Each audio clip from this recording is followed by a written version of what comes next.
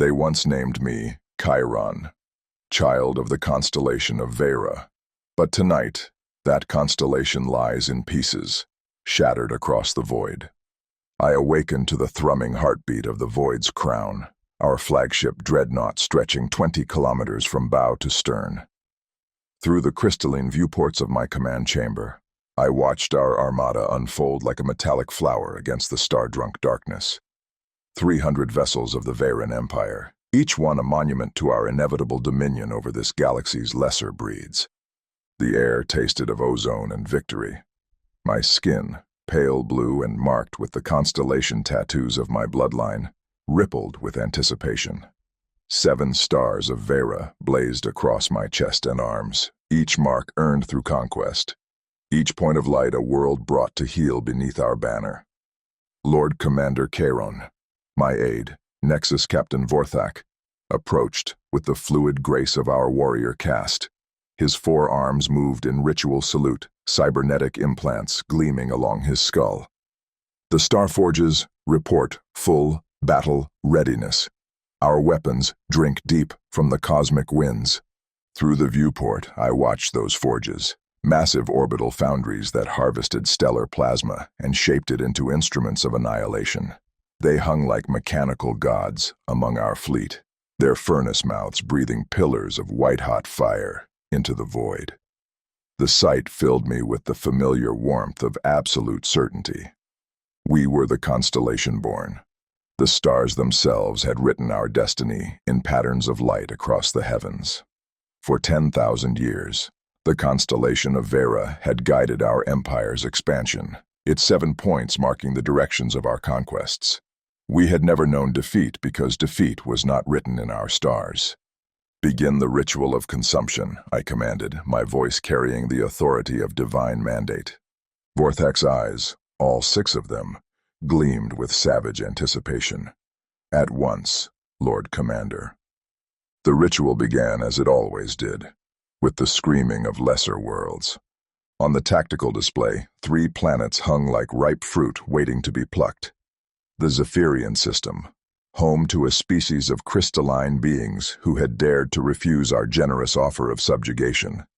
Their cities sparkled like cut gems across the surface of their homeworld, beautiful and doomed. Our bombardment craft, sleek predators shaped like the hunting rays of Vera's deepest oceans, swept down through the atmosphere in perfect formation. The first salvo turned their capital into a lake of molten glass. The second vaporized their orbital defenses. By the third, their screams reached us even through the vacuum of space, transmitted through their own communication arrays in a final, futile plea for mercy. I felt nothing. These beings had chosen their fate the moment they believed themselves our equals. "Lord Commander," Vorthak's voice carried a note of concern that grated against my contentment. "There are whispers among the fleet." Whispers. I turned from the display, where the last Zephyrian city was collapsing into superheated clouds. "Explain." His mechanical fingers tapped nervously against his weapon harness. "The Void Scouts report anomalies beyond the mapped sectors, something that doesn't belong to any known constellation." A chill ran down my spine, not fear, surely, but perhaps curiosity. What sort of anomalies? Dark matter fluctuations, gravity wells where no massive objects should exist, and he hesitated. Stars going dark, not dying, just ceasing. I laughed, the sound echoing off the crystalline walls of my chamber. "Scare stories for younglings, Zephixus. The void is vast, but it holds no mysteries that Veran science cannot unravel. We are the children of the stars themselves. What could possibly?" The ship shuddered. Not the gentle vibration of engine harmonics or weapon discharge, but a bone-deep tremor that seemed to come from the fabric of space itself. Emergency lights flashed crimson across the command deck as officers scrambled to their stations. "Report," I snapped. The sensor officer's voice cracked like breaking ice. "Lord Commander, there's a fracture, dead ahead. It's impossible." I strode to the primary viewport and felt my breath catch in my throat. There, hanging in the star field, like a wound in reality itself, was a gash in space.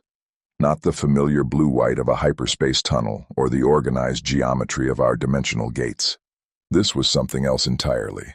A wound in the night sky, blacker than the void itself, edged with light that hurt to look upon. As I watched, transfixed, something began to emerge from that impossible darkness. Not ships or creatures, but pure energy, rivers of force that twisted and writhed like living things before dissipating into the cosmic background radiation. "What in the name of the 7 stars?" I whispered. The fracture pulsed once, like a diseased heart, and then went still. But the energy signatures continued to cascade outward, washing over our fleet in waves of impossible mathematics that made our sensors scream in digital agony. I felt something I had never experienced before, a tremor of uncertainty that ran deeper than flesh and bone. For the first time in my life, I wondered if there were things in this universe that the constellation of Vera had never mapped. The thought was heretical. I banished it immediately, but as our fleet regrouped and continued its inexorable advance into the outer rim, that wound in space lingered behind us like an omen written in the language of dying light. 3 systems fell before the wound in space appeared again. I stood on the observation deck of the Void's crown, watching our latest triumph unfold on the tactical displays. The hegemony of Krathmore, a confederation of 17 worlds that had dared to construct defensive platforms in our path, now existed only as expanding clouds of superheated plasma and twisted metal. Their bioships had been impressive, I admitted grudgingly. Vast organisms bred for war, their living hulls pulsing with bioluminescent weapon systems, their crews nested in neural symbiosis with their vessels. They had fought with the desperate fury of creatures protecting their spawn, launching clouds of acid spores and razor filament swarms that carved deep wounds in our fleet's formation. But impressive was not enough, not against the children of Vera. "Status report," I commanded, my constellation tattoos glowing faintly in the dim command lighting. 17 hostile bioconstructs destroyed, reported my tactical officer, a young Nexus captain named Thyralex. Her 3 eyes gleamed with the satisfaction of victory. Minimal losses to our primary assault wings. The Star Forges are already consuming their debris. We'll have replacement vessels within the rotation. I nodded, but something nagged at the edges of my consciousness. The Krathmore had fought with unusual coordination, their bioships weaving through our formations with tactical precision that seemed almost choreographed, as if they had been preparing for this specific battle configuration. "Lord Commander," Zephixus approached, his mechanical implants cycling through analysis routines. "A priority transmission from the High Command. Your presence is requested in the secure communication chamber." I followed him through the crystalline corridors of the dreadnought, past the war shrines where captured enemy weapons hung like trophies, past the viewing galleries where off-duty crew members watched the Star Forges consume the remnants of our enemies. The familiar sights should have filled me with pride, but that nagging uncertainty remained. The secure chamber was a sphere of pure black crystal, its interior surfaces alive with swirling patterns of encoded light. As I entered, the patterns coalesced into the holographic form of High Admiral Vex Thara, my blood sister and commander of the 3rd Expansion Fleet. Her appearance shocked me. Vexithara had always been the more composed of us, her constellation markings perfectly aligned, her bearing regal even in the midst of battle. Now, stress lines creased her pale blue features and 2 of her 7 stars had gone dark, a sign of recent defeats. "Chiron," she said without preamble, "we have a problem." "Define problem, sister." "The Outer Rim campaign proceeds ahead of schedule. 17 systems have fallen to. The Kethvar Syndicate has turned." Her words hit me like a physical blow. 3 days ago, Admiral Zixthal's entire war clan struck at our supply convoys during the assault on Mendaxus Prime. 47 ships lost, including 2 dreadnoughts. I felt the chamber spin around me, The Kethvar had been our allies for 3 centuries, their insectoid war fleets complementing our strategic doctrine perfectly. Zixthul himself was bonded to our house through combat oaths, sealed in blood and starfire. Impossible, I breathed. The combat oaths are sacred. To break them would mean extinction for his entire bloodline. Yes, I know. Vexthara's image flickered, interference patterns dancing through her form. That's what makes this so troubling. Zixthul is many things, but he's not suicidal. Something convinced him that betraying us was preferable to honoring his oaths. The implications crashed over me like a tidal wave of liquid metal. If our oldest allies could turn against us so suddenly, so completely, then what did that say about the strength of our empire? What did it say about the divine mandate written in our stars? "What are your orders, High Admiral?" I asked, forcing my voice to remain steady. "Consolidate your fleet. Begin defensive screening protocols. And Chiron," her expression grew haunted, "watch the stars. There are reports of fluctuations in the constellation patterns. Navigation officers across the fleet are reporting discrepancies in the stellar guidance systems." The transmission ended, leaving me alone in the crystal sphere with my racing thoughts. I called up the navigation displays, cross-referencing them with the traditional star charts that had guided our people for millennia. There, in the constellation of Vera itself, 3 of the 7 guiding stars showed minute but measurable shifts in their positions. Not the gradual drift of stellar evolution, but sharp, instantaneous displacements that violated every law of physics our scientists had ever discovered. As I stared at the impossible data, another transmission arrived, this one from Thyrolex on the command deck, her voice tight with barely controlled panic. "Lord Commander, you need to see this. Long-range sensors are detecting massive fleet movements in the Kethvar home systems. They're mobilizing everything. Every war clan, every battle construct, every orbital defense platform. It's like they're preparing for the final battle of all existence." I closed my eyes and felt the weight of the universe pressing down on my shoulders. When I had awakened aboard the Void's crown just days ago, the galaxy had made sense. The strong conquered the weak, the stars guided the worthy, and the Veran Empire stood as the inevitable inheritors of all creation. Now, allies had become enemies, stars were moving in the heavens, and something lurked beyond the wound in space that even our most advanced sensors couldn't identify. But I was Chiron, child of the constellation of Vera. I was descended from star kings and void emperors. I would not allow mere uncertainty to cloud my judgment. "All ships," I broadcast across the fleet communication channels. "Battle formation Theta 7, full combat readiness. If the Kethvar want to dance with extinction, then by the 7 stars, we'll give them a performance they'll remember in whatever afterlife awaits traitors." As our 300 vessels wheeled into attack formation, their weapons charging with the light of captured suns, I caught a glimpse of movement in my peripheral vision. There, at the edge of sensor range, the wound in space had reappeared. It hung like a cancerous growth against the star field, pulsing with that same diseased rhythm I had witnessed before. This time, something was definitely emerging from its depths, not energy streams or gravitational anomalies, but solid matter, geometric shapes that moved with purpose through the void, their surfaces so dark they seemed to absorb light itself. "Zafixis," I called, "are you reading this?" His 6 eyes widened as he studied the sensor data. "Lord Commander, those configurations don't match any known vessel architecture. They're not Kethvar, not Krathmore, not any of the cataloged species in our databases." "Then what are they?" Before he could answer, the unknown ships opened fire, not with plasma cannons or particle beams or any recognizable weapon system, but with something that made space itself scream.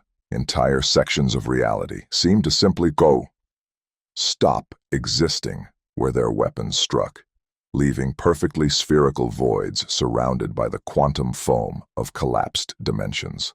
One of our escort cruisers, the Stellar Wrath, vanished into one of those impossible spheres, not destroyed, simply erased, as if it had never existed at all. "All ships," I roared into the communications array. "Evasive maneuvers, return fire at will." But our weapons found no purchase on those dark shapes. Plasma beams curved away from their hulls as if deflected by some invisible force. Quantum torpedoes detonated harmlessly against shields that bent the laws of physics, like parchment. And then, just as suddenly as they had appeared, the unknown ships retreated back into the wound. The fracture in space sealed itself with a sound like breaking glass, leaving us alone with our confusion and our first taste of genuine fear. I stared at the empty space where the impossible vessels had been, my mind struggling to process what I had witnessed. For the first time in my life, the Veyran Empire had encountered something that our weapons could not harm, our technology could not understand, and our tactics could not overcome. As I gave the orders to regroup and tend to our wounded, one thought echoed through my consciousness like a funeral bell. If the stars themselves could move, and unknown forces could emerge from wounds in space, then perhaps the constellation of Vera was not the infallible guide to destiny that we had believed. Perhaps we were not the apex of creation after all. The betrayal came at dawn, ship time. I was reviewing tactical reports in my private chamber when the first explosions rocked the fleet. Through the crystalline walls, I watched in horror as 3 of our escort destroyers erupted in flowers of superheated plasma, their death screams cutting across all communication frequencies. "Battle stations," I roared. But even as the words left my lips, I knew this was different from any attack we had faced before. The targeting was too precise, the coordination too perfect. This was not the chaotic fury of desperate enemies. This was the calculated strike of those who knew exactly where to hit us. Zephixus burst into my chamber, his cybernetic implants sparking with electromagnetic interference. "Lord Commander, it's Admiral Zixthul's war clan. They've activated stealth generators and penetrated our defensive perimeter." But that's not the worst of it. I was already moving toward the command deck, my constellation tattoos flaring with stress-induced bioluminescence. "Explain." "The attack vectors. They're based on classified fleet protocols. Someone provided them with our tactical doctrines, our formation weaknesses, our communication codes." His voice carried the weight of unthinkable implications. "Lord Commander, we have a traitor among our own officer corps." The command deck was chaos. Officers scrambled between control stations while damage reports flooded in from across the fleet. On the main tactical display, I could see the Kethvar war clans insectoid vessels, darting between our formations like predatory wasps, their biomechanical weapons carving deep wounds in our dreadnought's armor. But Zephixus was right. Their targeting was impossibly accurate. They knew exactly where our shield generators were positioned, precisely which sections of hull plating were weakest, exactly when our weapons would cycle through their recharge sequences. "Focus fire on the Kethvar command vessel," I ordered. "All primary batteries, maximum yield." The Void's Crown's main guns spoke with the voice of captured stars. Pillars of coherent plasma reached across the void, each one carrying enough energy to crack a moon in half. But the Kethvar flagship rolled through our barrage with impossible grace, its living hull rippling as it absorbed impacts that should have vaporized it instantly. "Lord Commander," called Tactical Officer Thiralex, her 3 eyes wide with disbelief, "the enemy vessel is adapting to our weapons in real time. It's like they're learning from each impact." A chill ran down my spine. Adaptive bioarmor was theoretical technology, the subject of research projects that wouldn't bear fruit for decades. How had the Kethvar achieved such a breakthrough so quickly? Before I could ponder the implications, a new voice cut across the communication channels. Admiral Zixthul himself, his translated words dripping with venom. "Chiron of the dying constellation," his mechanical voice hissed. "Your empire's reign of arrogance ends today. We have seen what lies beyond the wound in space, and we know the truth you refuse to acknowledge." "What truth?" I snarled back. That you're a oath-breaking coward who deserves nothing but extinction. Zixthal's laughter was like breaking glass. The truth that your precious stars are moving. The truth that the patterns you worship are being rewritten by forces beyond your comprehension. The truth that the Veyran Empire is already dead. You simply haven't realized it yet. As if summoned by his words, alarms began screaming across the command deck. The navigation officer's voice cracked as she made her report. Lord Commander, the constellation of Vera, it's flickering. I spun to face the primary viewport and felt my blood turn to ice in my veins.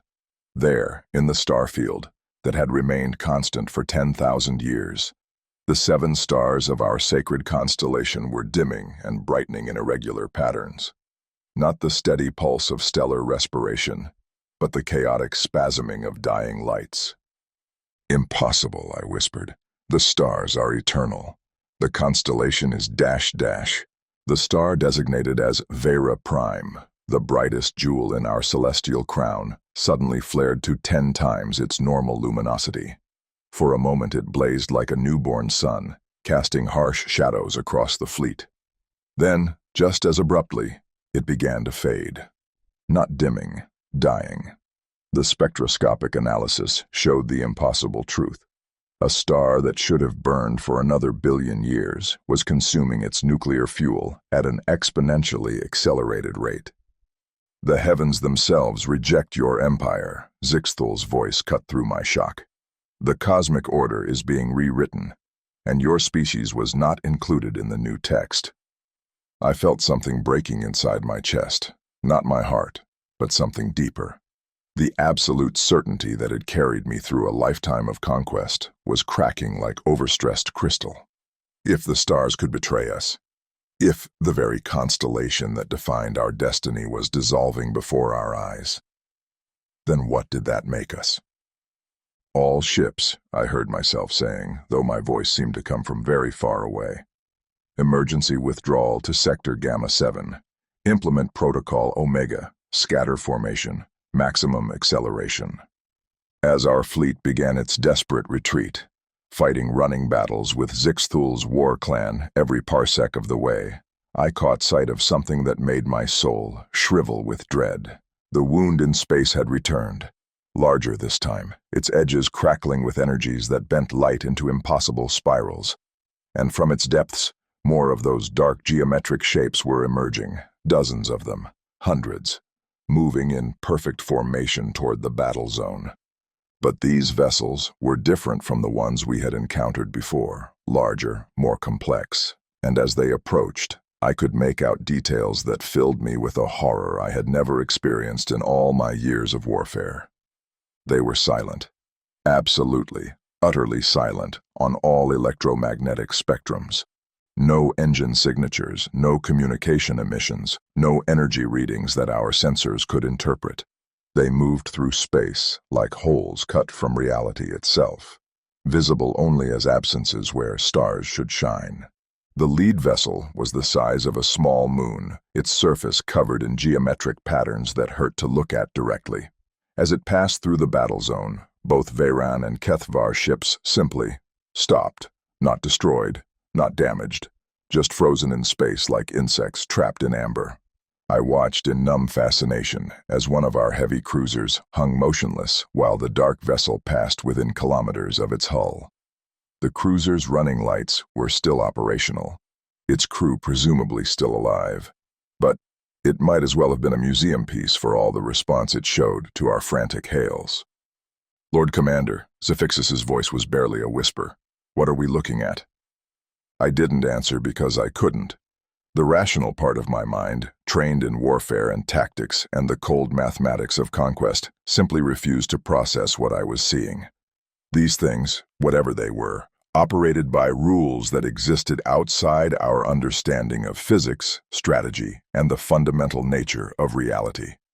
As the last of the dark vessels disappeared back into the wound, taking several dozen paralyzed ships with them, I found myself staring at the dying star in the constellation of Vera.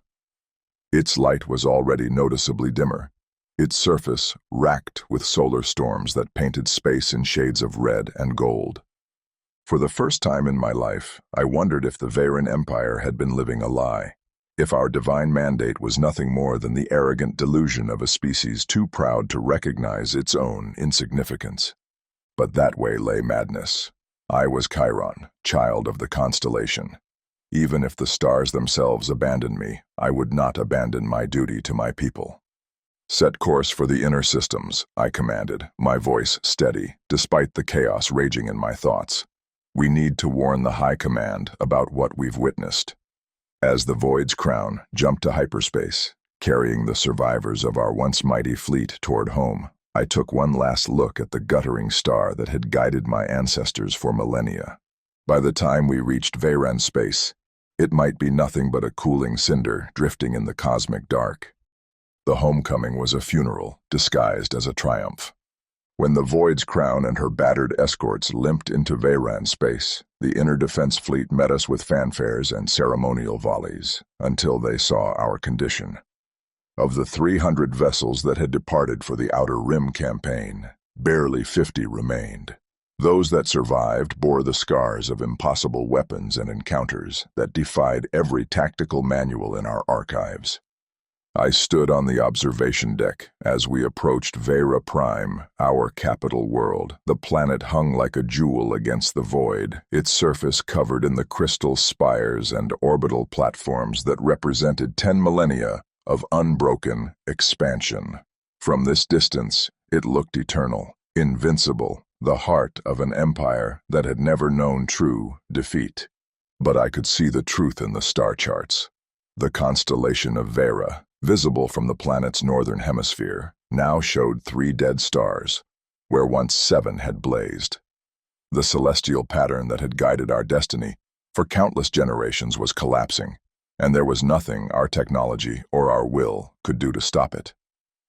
Lord Commander, Zafixis approached, his mechanical implants cycling through stress patterns I had never seen before. The High Command is assembling. They want a full tactical briefing on the anomalies we encountered. Anomalies. Such a clinical word for forces that had shattered our understanding of reality itself. The War Council convened in the crystal chamber deep beneath the planetary crust, where the walls themselves were carved from the fossilized remains of Veyra's first intelligent species, a constant reminder that even the mighty could fall to dust, given enough time. High Admiral Vexithara was there, along with the other sector commanders whose fleets had suffered similar catastrophic losses. War Marshal Kitharon of the 2nd Expansion Force looked like he had aged a decade in the past month, his constellation tattoos dim and lifeless. Admiral Nexus Prime Zorvac kept checking his sensor gauntlets as if hoping the data would somehow change. The Outer Rim is lost, I began without preamble, projecting the tactical recordings onto the chamber's central display. Not conquered, not occupied, lost. Something is actively erasing our presence from those sectors. The recordings played in stark detail. Bioships that learned from our attacks in real time, unknown vessels that emerged from wounds in space, entire fleets frozen in dimensional amber by technologies we couldn't comprehend. When the presentation ended, the chamber fell silent except for the soft humming of the crystal walls. "This is impossible," War Marshal Kitharon finally spoke, his voice hoarse with exhaustion. "Our intelligence networks show no evidence of such advanced civilizations. The species profiles in our databases indicate." "The databases are wrong." The words came from Admiral Zorvac, spoken so quietly they were almost inaudible. "My own fleet encountered similar phenomena in the Gamma sector.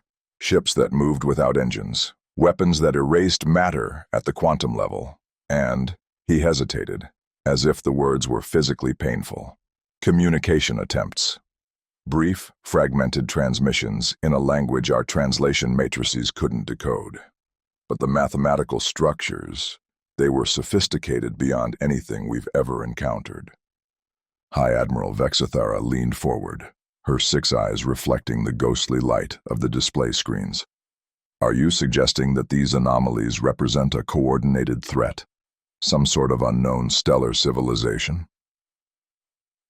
I'm suggesting, Zorvac replied, that we may have been catastrophically wrong about our position in the cosmic hierarchy. The entities we've encountered, they don't fight like species defending territory or resources. They move with the precision of gardeners, as if they're pruning something they consider overgrown. The implications hit the chamber like a physical blow.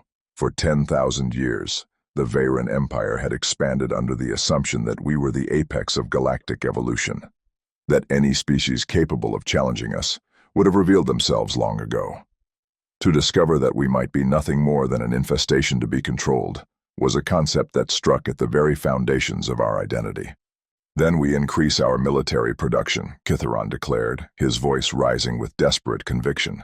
Deploy the strategic reserves, activate the deep space weapons platforms, recall every battle group to defend the core systems. If something is trying to exterminate us, we'll show them the true power of the Constellation born. But even as he spoke, new alerts were cascading through the chamber's communication systems. Reports of fleet engagements in the Middle Rim, massive casualties, entire systems going dark without explanation. The pattern was clear.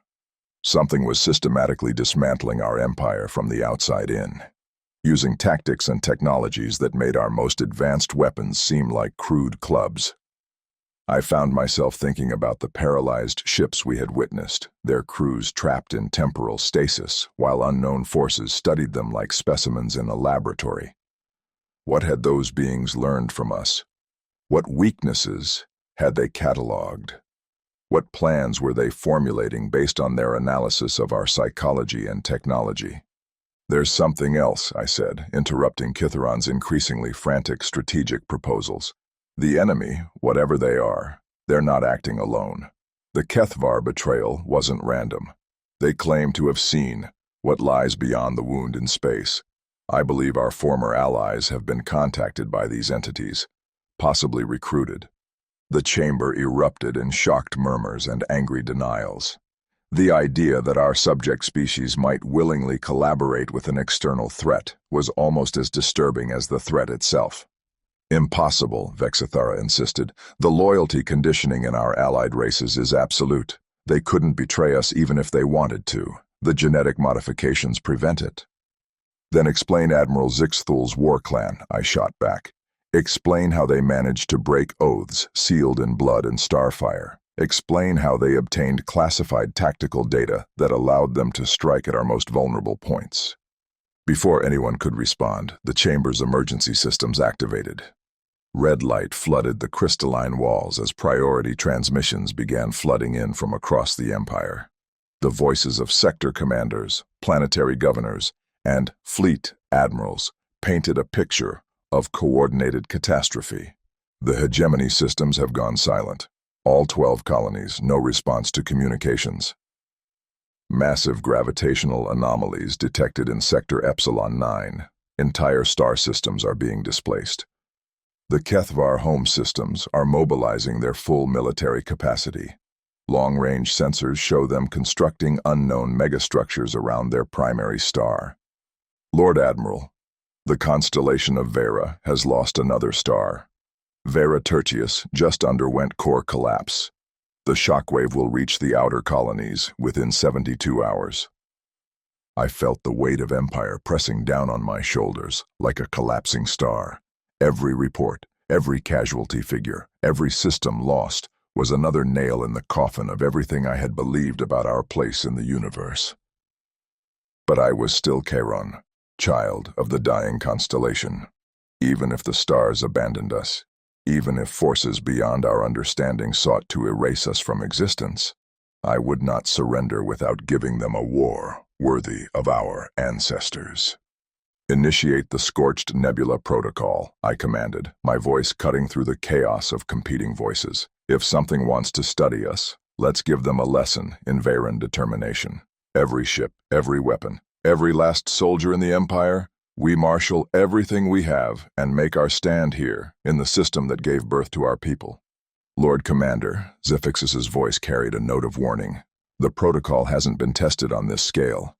The energy requirements alone could destabilize our star. Then we make sure to take our enemies with us, I replied. Send the activation codes to all sector commands. If the constellation of Vera is destined to die, then by the burning void, we'll make sure it dies like a star, in a blaze of light that illuminates the galaxy. As the orders went out and our remaining fleets began converging on the home system, I allowed myself one moment of doubt. Looking up through the crystal dome at the dying constellation that had guided my people for millennia, I wondered if we were making the right choice. But doubt was a luxury I could no longer afford.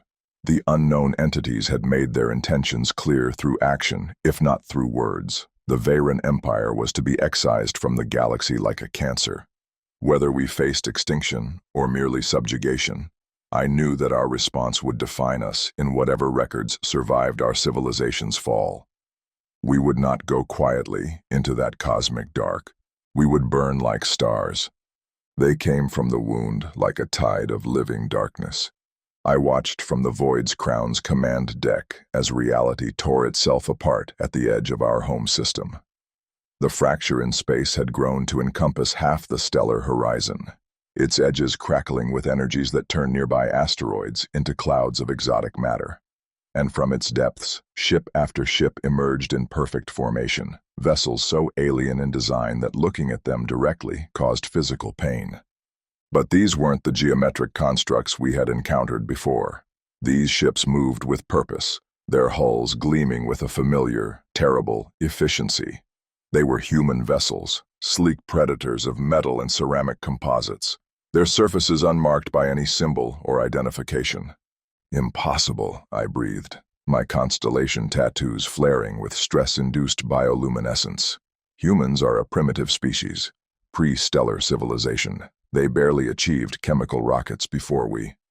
Lord Commander, Tactical Officer Thyrolex interrupted, her three eyes wide with disbelief. I'm reading over 2,000 vessels in the initial wave. Displacement patterns indicate dreadnought-class mass, but their acceleration profiles. She paused, checking her instruments again. They're pulling 15 gravities sustained. No known species can survive those forces. I stared at the tactical display as more contacts appeared with each passing second.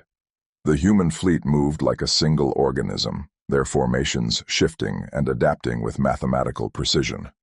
There was no chaos, no individual initiative, no signs of the emotional decision-making that characterized organic crews in combat situations.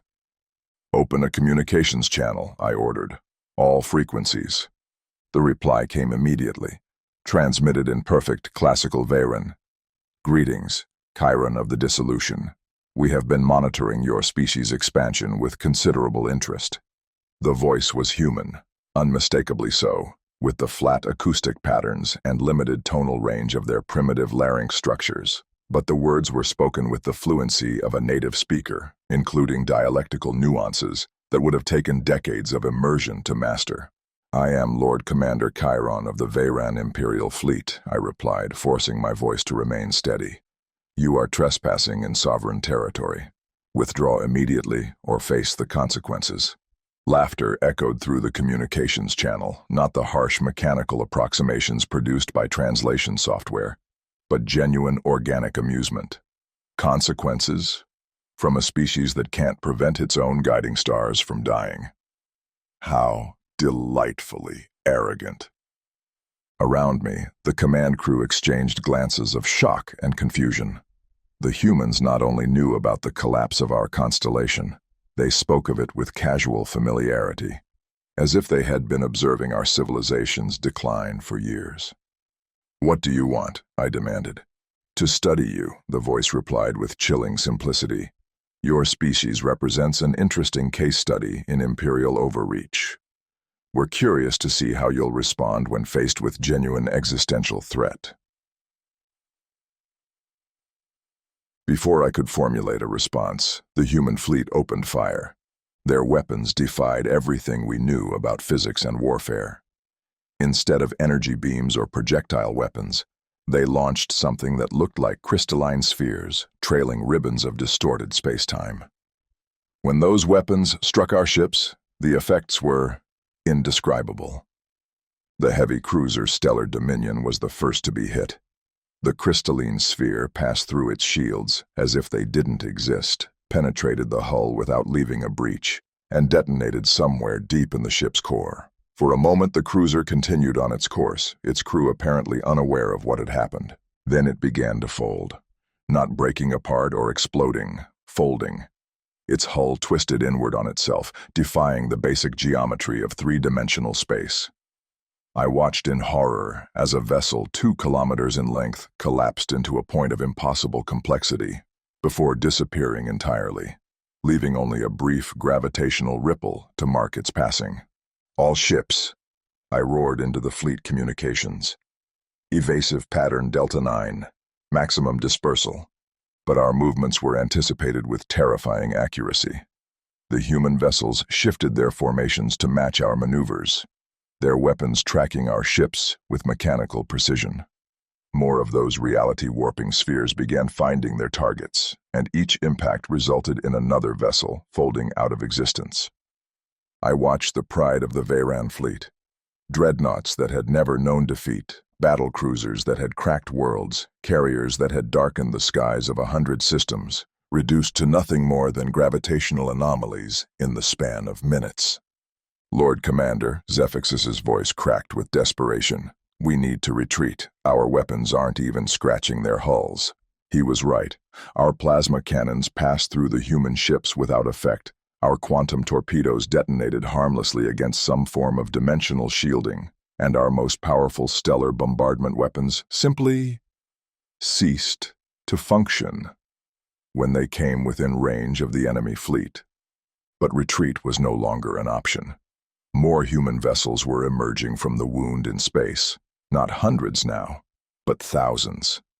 They surrounded our fleet in a perfect sphere, their formations tightening like a noose around our necks. "This is what evolution looks like," the human voice continued, seemingly oblivious to the carnage unfolding around us. "Your species achieved interstellar travel through brute force and arrogance. You conquered weaker civilizations and convinced yourselves that strength was the only measure of advancement. But you never learned the most important lesson of cosmic existence." "What lesson?" I found myself asking, even as another of our dreadnoughts folded into impossible geometry. "That the universe is vast enough to contain predators you can't imagine. That somewhere in the dark between galaxies, there are always bigger fish swimming in deeper waters." The human fleet began moving inward, their weapons continuing their methodical destruction of everything we had built over 10 millennia of expansion. But something in their approach had changed. They weren't simply erasing our vessels anymore. They were capturing them. Tendrils of energy reached out from the human ships, enveloping damaged Veyran vessels in cocoons of crystalline force. I could see the crews inside, frozen in temporal stasis, just like the ships we had witnessed in the Outer Rim. Preserved specimens for whatever experiments the humans planned to conduct. "You're studying us," I realized aloud. "This isn't an invasion. It's a harvest." Finally, a glimmer of intelligence. The human voice replied approvingly. "Yes, we're studying you. Your aggressive expansion patterns, your technological development, your social hierarchies. Your species represents a particularly interesting example of evolutionary dead ends disguised as apex predators." Rage flared in my chest.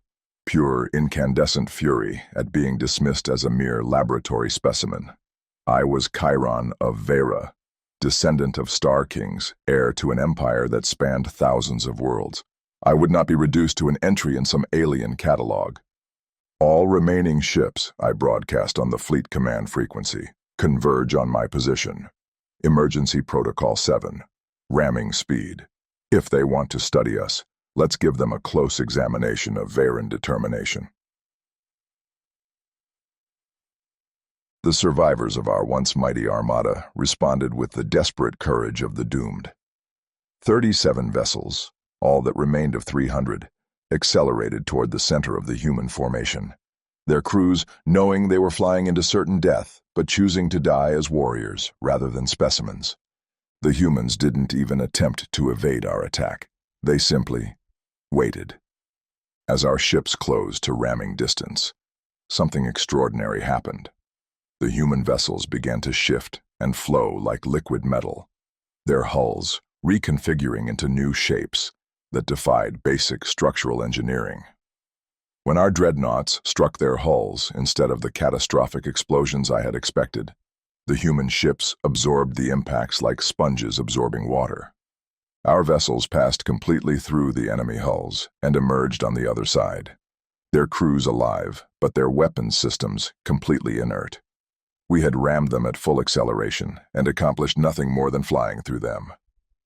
Interesting, the human voice mused. Suicidal courage in the face of superior force. We'll want to examine the neurological pathways that produce such irrational behavior. As the human spoke, I felt something I had never experienced in all my years of conquest: absolute, crushing helplessness. Every weapon in our arsenal was useless. Every tactic we had developed over millennia of warfare was meaningless. Every advantage we had assumed was our birthright had been stripped away with casual efficiency. But there was something else in that human voice, something that chilled me more than the destruction of our fleet. There was no hatred, no anger, no satisfaction in victory. There was only the cold curiosity of a scientist observing the death throes of an interesting specimen. One more demonstration should suffice, the voice continued. We want to ensure our data collection is complete. A single human vessel detached itself from the main formation and glided toward us with predatory grace. It was smaller than our flagship, but radiated power signatures that made our sensors scream in digital agony. As it approached, I could make out details of its construction, surfaces that seemed to bend light around themselves, geometric patterns that hurt to look at directly, and something that might have been observation ports or weapons emplacements. The ship came to a halt less than a kilometer from our position, close enough that I could see my reflection in its mirror-perfect hull. For a moment, nothing happened. Then a beam of energy reached out from the vessel, not destructive, but somehow invasive, penetrating our shields and hull plating as if they were made of paper. I felt it washing over me, through me, examining every cell in my body with clinical precision. My constellation tattoos flared with pain as the scan analyzed the quantum structures of the ceremonial inks. My thoughts felt exposed, laid bare for inspection by an intelligence I couldn't comprehend. When the scan ended, I was left gasping for breath, my body trembling with the after effects of violation so complete it transcended the physical. Around me, my crew exhibited similar symptoms. Some had collapsed entirely, their minds unable to process the experience of being so thoroughly catalogued. Fascinating, the human voice said. The bioluminescent markings serve as both social identifiers and psychological anchors. Remove them, and the subject's sense of identity begins to fragment within hours. We'll want to test that hypothesis extensively. I looked down at my arms and felt my soul shrivel with horror. Where my constellation tattoos had been, there was now only unmarked pale blue skin. The human scan had somehow erased the marks that defined my very existence, not through surgery or energy weapons, but by simply editing them out of reality. I was no longer Chiron, child of the constellation of Vera. I was just another nameless alien specimen awaiting dissection. No, I whispered, then louder. No. But even as I screamed my defiance into the void, I could see the truth in the tactical displays. The human fleet had finished its work. Of the tens of thousands of vessels that had defended our home system, perhaps 100 remained, and those only because the humans had chosen to preserve them for study. Vera Prime hung like a wounded animal in space, its orbital platforms dark and silent, its surface cities broadcasting desperate pleas for aid that would never come. The planet that had been the heart of our empire for 10 millennia was now nothing more than another specimen in humanity's vast collection. As the human ships began to withdraw, carrying their cargo of paralyzed vessels and captured crew members, one final transmission echoed through our communication systems.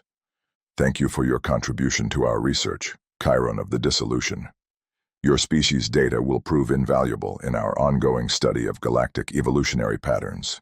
Do not mourn your defeat. Consider it an honor to have participated in something greater than your limited understanding could encompass. The transmission ended, leaving us alone in the graveyard of our civilization. The wound in space began to seal itself, the crackling energies fading to leave only empty darkness where our enemies had been. I stood in the ruins of my command deck, surrounded by the shell-shocked survivors of my crew, and tried to comprehend the magnitude of what had just occurred. In the span of a few hours, an empire that had endured for 10,000 years had been reduced to scattered debris and research samples. But it was the casual nature of our defeat that hurt the most. The humans hadn't conquered us through superior strategy or overwhelming force. They had simply demonstrated that we existed on a completely different level of reality. We were insects, attempting to challenge gods, and the outcome had been as inevitable as gravity. Lord Commander, Xaphixus's voice was barely a whisper. What are your orders? I looked at him, at the fear in his 6 eyes, at the way his cybernetic implants flickered with damage from the human scanning beams, and realized I had no answer. What orders could I give to the survivors of an extinct civilization? What purpose remained for the children of a shattered constellation? Maintain life support, I finally managed. Send distress signals to any surviving Veyran installations. Try to find other survivors. As my crew began their futile attempts to contact a civilization that no longer existed, I walked to the observation deck and stared out at the ruins of our home system. The dying stars of our constellation cast their fading light across fields of debris that had once been the mightiest fleet in the galaxy. For the first time in my life, I understood what it meant to be truly powerless. Not defeated in battle, not outmaneuvered by clever enemies, but revealed as fundamentally insignificant in a universe far larger and more complex than we had ever imagined. Somewhere beyond the healing wound in space, the humans were probably cataloging their prizes, adding our species to whatever vast database they maintained of conquered civilizations. We had become a footnote in their research, a brief chapter in their endless study of galactic evolution. The thought should have filled me with rage, but instead I felt only a hollow emptiness where my pride had once burned. The constellation that had guided my people for millennia was dying, its light fading to join the countless other stars that had expired in the cosmic dark, and I was dying with it. The interrogation chamber was a sphere of perfect white light. I had awakened here 3 days ago, though time had little meaning in a space that seemed to exist outside normal reality. No walls, no floor, no ceiling. Just endless radiance that somehow supported my weight and provided breathable atmosphere. When I tried to move beyond a certain distance in any direction, I simply found myself back at the center, as if space itself was curved into an impossible loop. My constellation tattoos were gone, of course. The human scanning beams had erased them so completely that I sometimes forgot I had ever possessed them. Without those marks of identity, I felt like a ghost, haunting my own memories. Present, but not quite real. The humans came and went without warning or explanation. They appeared as shadows moving within the light, their forms never quite solid enough to examine closely.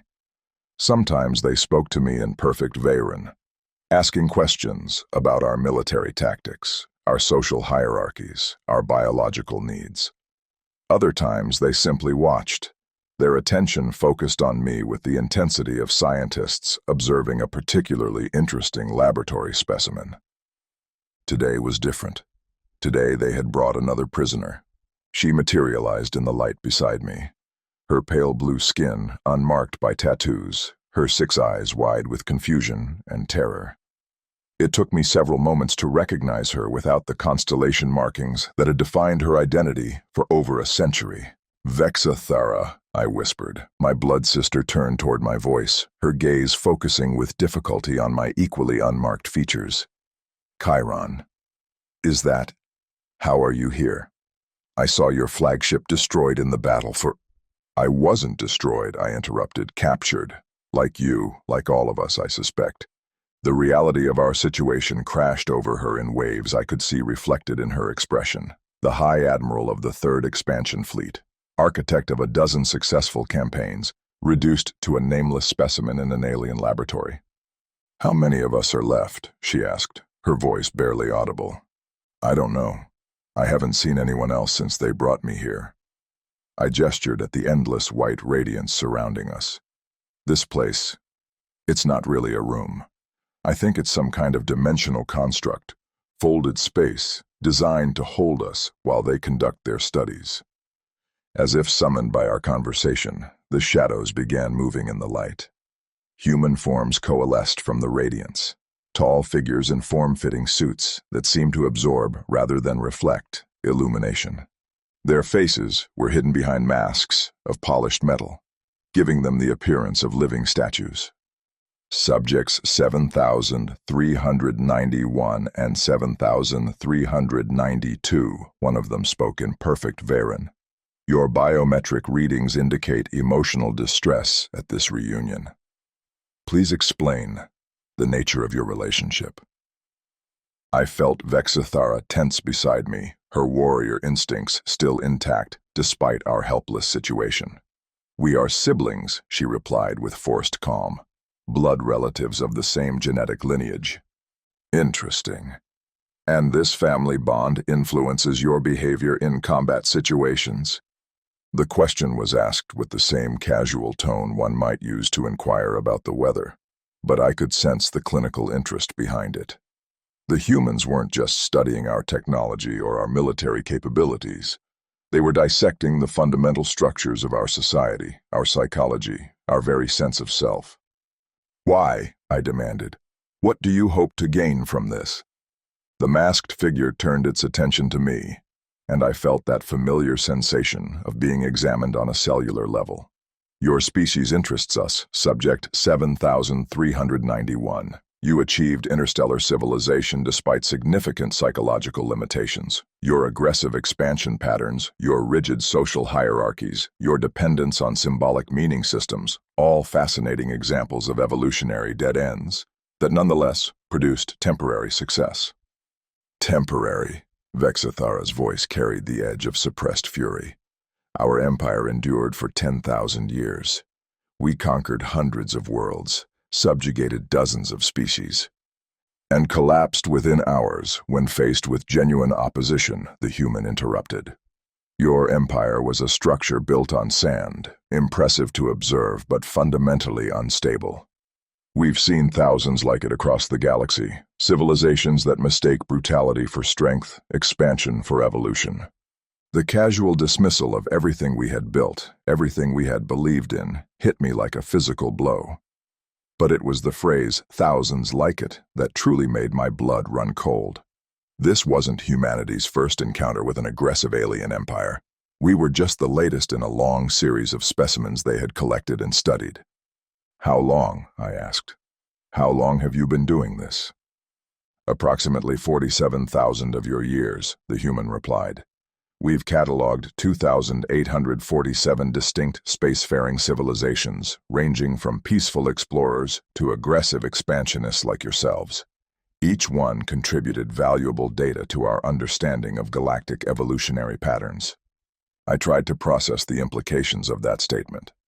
47,000 years ago, humans had supposedly been primitive hunter-gatherers struggling to survive in caves and crude settlements. The idea that they had been conducting galactic research for longer than our entire recorded history was impossible to accept. "That's impossible," Vexithara said, voicing my own thoughts. 47,000 years ago, your species hadn't even developed agriculture." "Ah, you're referring to our baseline population." There was something that might have been amusement in the human's voice. "Yes, they remain on Earth, pursuing their natural evolutionary path. We represent a different branch of human development, one that began when we made contact with certain entities from beyond this galaxy approximately 50,000 years ago." The truth hit me like a quantum torpedo to the chest. The humans hadn't developed their incredible technology through their own research. They had been contacted, recruited, transformed by the same entities that had emerged from the wound in space. Humanity was no more the apex of this hierarchy than we were. "You're tools," I breathed, "just like you're trying to make us. Something else is pulling your strings." For the first time, the human's composure seemed to crack slightly. "We are partners in a mutually beneficial arrangement. Our associates require detailed information about galactic civilizations, and we possess the biological flexibility to serve as effective data collectors. In exchange, we receive technological advancement and protection from cosmic threats our baseline species could never survive." "What threats?" Vexithara demanded. "What's really out there in the dark between galaxies?" The human was silent for a long moment, its masked face turning towards something we couldn't see. When it spoke again, its voice carried a note of genuine fear, the first purely human emotion I had detected from any of them. "Forces that make your fallen empire look like an anthill. Civilizations that measure time in billions of years, that reshape galaxies for their convenience, that regard entire species as temporary phenomena to be preserved or discarded at will. We study and catalog younger civilizations not out of academic curiosity, but because our associates require detailed intelligence about potential threats and resources." The full scope of the cosmic hierarchy was beginning to dawn on me. Humanity hadn't conquered us. They had harvested us for beings so far beyond our understanding that we couldn't even comprehend their nature. We were data points in a survey being conducted by entities that operated on scales of space and time that dwarfed everything we had thought we knew about the universe. "And if we refuse to cooperate?" I asked, though I already suspected the answer. "Cooperation is not required from specimens," the human replied with chilling matter-of-factness. "Your consciousness, your memories, your neural patterns, all can be extracted and analyzed without your consent.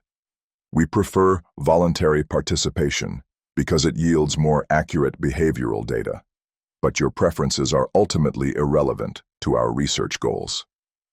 I felt something breaking inside my chest, not just pride or hope, but the fundamental assumptions that had shaped my entire worldview. I had been born into an empire that spanned the stars, raised to believe that strength and will could overcome any obstacle, trained to see the universe as a realm to be conquered and dominated.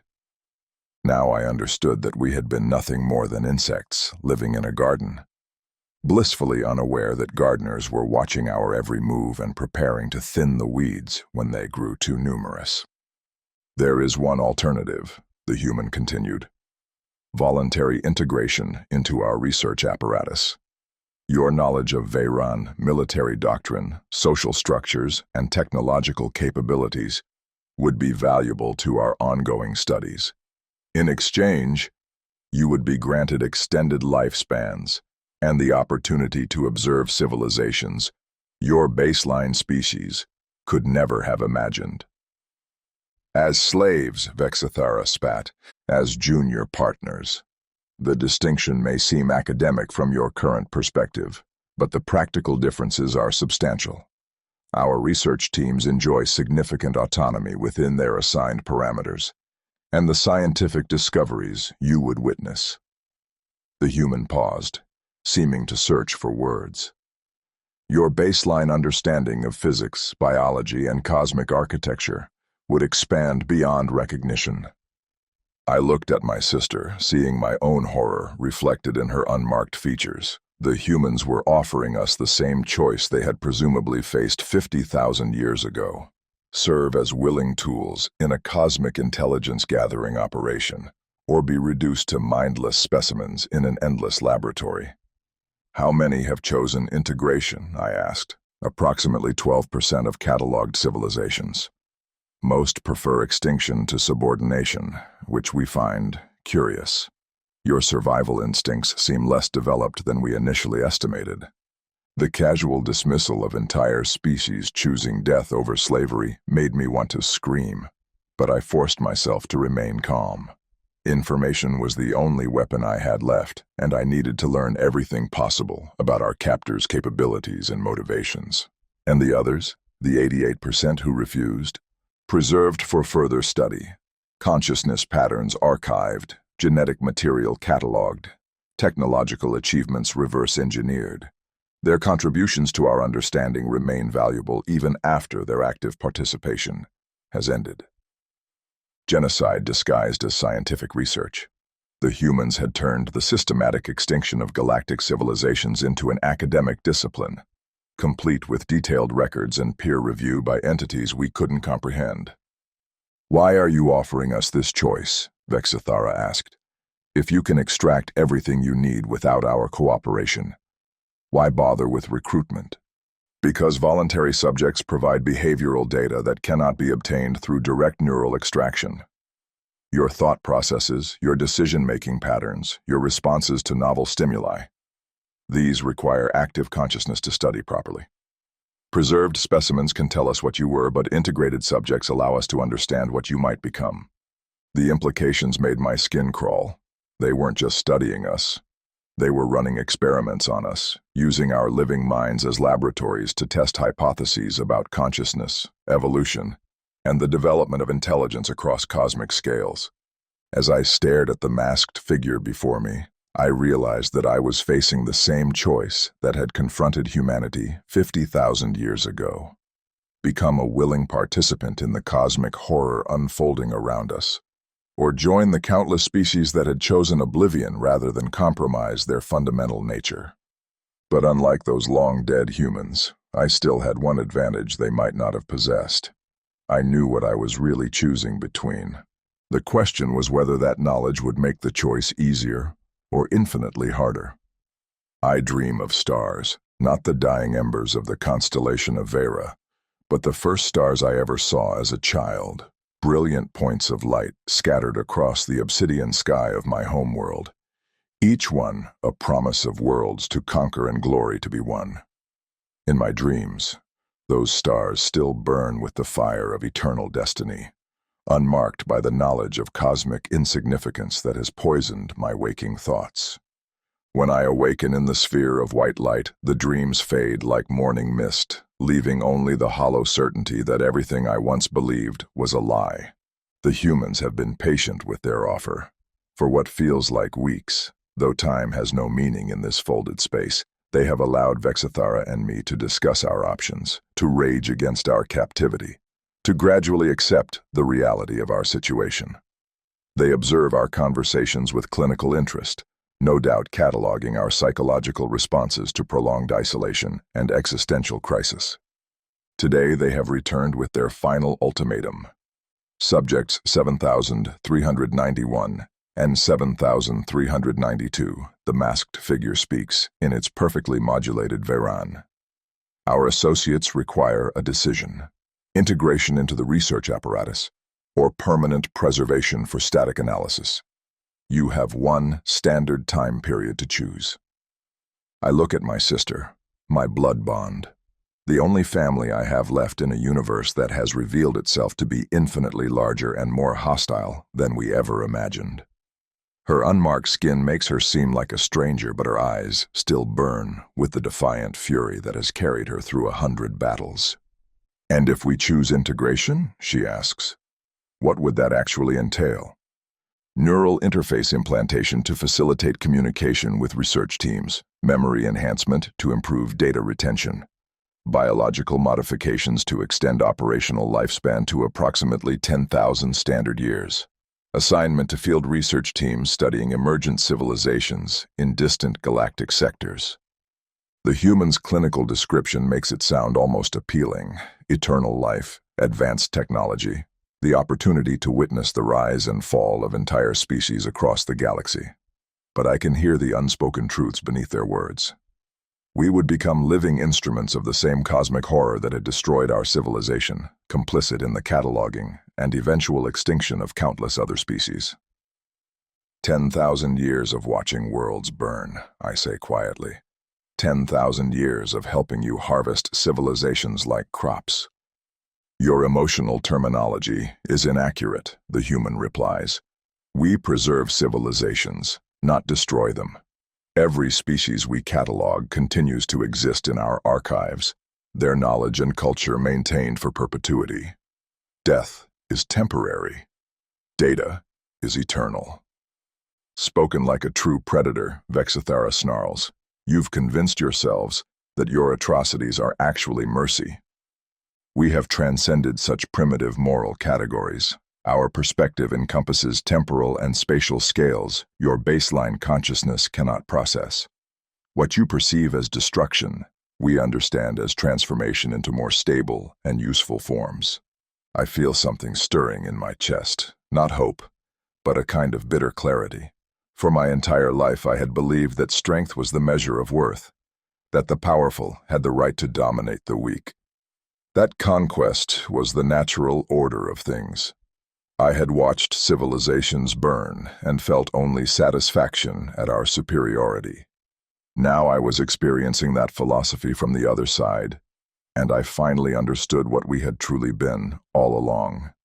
You're right, I say, my voice steady, despite the chaos in my thoughts. We were predators. We convinced ourselves that our victims deserved their fate. Because they were weak, because they lacked the will to resist us, because the strong have always devoured the weak since the universe began. The human tilts its masked head, perhaps sensing something unexpected in my response. You acknowledge the fundamental truth of cosmic hierarchy. Yes, but there's another truth you haven't mentioned. I stand slowly, my muscles protesting after the long period of captivity. Even predators can become prey. Even the strong can be revealed as weak when faced with something genuinely superior. I walk to the edge of our dimensional prison, feeling the space curve around me as I approach the boundary. You offered humanity the same choice you're offering us, didn't you? 50,000 years ago, when your associates first made contact. Join their cosmic research project or face extinction. The comparison is appropriate, the human admits, and humanity chose survival over principle, chose to become willing instruments of entities that regard entire galaxies as temporary phenomena. I turn back to face our captor, feeling the weight of 10,000 years of imperial arrogance finally lifting from my shoulders. You traded your souls for technology and told yourselves it was evolution. Souls are mythological constructs with no measurable properties, the human responds, but I detect a slight tremor in its voice, the first crack in its perfect composure I've witnessed. Are they? Then why do you still hide behind masks? Why do you refuse to show us your true faces? I take a step closer, noting how the figure retreats slightly. Because some part of you remembers what you used to be before you became tools of cosmic horror. Some part of you still feels shame for what you've become. Chiron, Vexithara warns, perhaps sensing that I'm pushing our captor toward some dangerous threshold, but I can't stop now. For the first time since our capture, I feel like myself again, not the arrogant conqueror I had been, but something new, forged in the crucible of absolute defeat. You want to know what makes a species worthy of preservation, I continue, my voice growing stronger. It's not strength or intelligence or technological advancement. It's the willingness to choose principle over survival when the two come into conflict. The human's masked face remains motionless, but the air around it seems to shimmer with barely contained energy. Elaborate. The Veyran Empire was built on the belief that might makes right, that the strong have the natural authority to dominate the weak. We were predators, and we gloried in our predation. I feel the constellation marks that are no longer there, burning like phantom fire across my skin. But we were also capable of courage, of sacrifice, of choosing death over dishonor when the situation demanded it. Honor is another mythological construct. Is it? Then why are you here, trying to recruit us instead of simply extracting our neural patterns by force? Why does your cosmic hierarchy need willing servants instead of mindless tools? I smile, feeling something like my old confidence returning. Because even entities that reshape galaxies understand that some things can't be taken by force. Some qualities can only be given freely. The human stands perfectly still for a long moment, its masked face reflecting the endless white light of our prison. When it speaks again, its voice carries a note of something I hadn't expected: uncertainty. The choice remains unchanged: integration or preservation. But your perspective will be noted in the research files. After the human disappears back into the light, Vexithara and I sit in silence for what feels like hours. Finally, she speaks. "You've made your decision, haven't you?" I nod slowly. The constellation of Vera guided our people for 10,000 years. Those stars are dying now, their light fading to join the countless others that have expired in the cosmic dark. But before they die, they can illuminate one final truth. What truth? That some things are worth more than survival. That there's a difference between living and existing, between choice and slavery, between evolution and corruption. I look at my sister, seeing my own resolve reflected in her unmarked features. We were predators, Vexithara, but we were also Veyran, and the Veyran choose their own destiny, even when that destiny is death. She nods slowly, understanding passing between us without words. We had been born into an empire that believed strength was the only virtue, but we had learned through defeat that there were some victories that could only be won through defeat, some strengths that could only be demonstrated through surrender. When the humans return for our final answer, we are ready. Subjects 7,391 and 7,392, the masked figure speaks with its usual clinical precision. State your decision. I stand, feeling the weight of my ancestors' choices flowing through me like starlight through the void. Behind me, Vexithara rises as well, her presence a comforting warmth at my back. We choose preservation, I say clearly, but not because we fear death, because we choose to demonstrate that even in defeat, even in the face of cosmic forces beyond our comprehension, the children of dying stars can still choose their own path. The human tilts its head. Clarification required. You choose death over integration. We choose to remain what we are, rather than become what you offer. We choose to let our story end as Veyran, rather than continue as something else wearing our faces. I feel the phantom constellation marks blazing across my skin one final time. Let your archives record that when faced with the choice between survival and principle, the last children of the constellation of Vera chose to burn like stars. The human observes us for a long moment, its masked face reflecting our defiant stance. Finally, it nods with what might be respect. Noted. Preservation protocols will commence immediately. Your consciousness patterns will be archived with full dignity markers, a designation reserved for species that demonstrate particular integrity in their final choices. As the white light begins to fade around us, replaced by the humming machinery of the preservation process, I feel a strange peace settling over my thoughts. The constellation of Vera was dying, its ancient light finally surrendering to the cosmic dark. But its children would join it as free beings, their souls intact, their choices their own. They had once named me Chiron, child of the constellation of Vera. Soon, that constellation would lie in pieces, shattered across the void. But its fragments would burn with the light of uncompromised principle, illuminating the darkness with the knowledge that some things, honor, choice, the fundamental dignity of consciousness, were worth more than mere existence. As the preservation field enveloped us, I spoke my final words into the cosmic void. They called me child of the constellation. Now I am nothing but a shard of its ruin, and you, if the night sky itself broke before you, would you kneel or burn? The light faded, the stars went dark. And in the endless archives of an incomprehensible cosmic intelligence, 2 more entries were made in the catalog of extinct civilizations, marked with the designation, preserved with honor, in a language that had no words for such concepts, until it encountered the children of dying stars.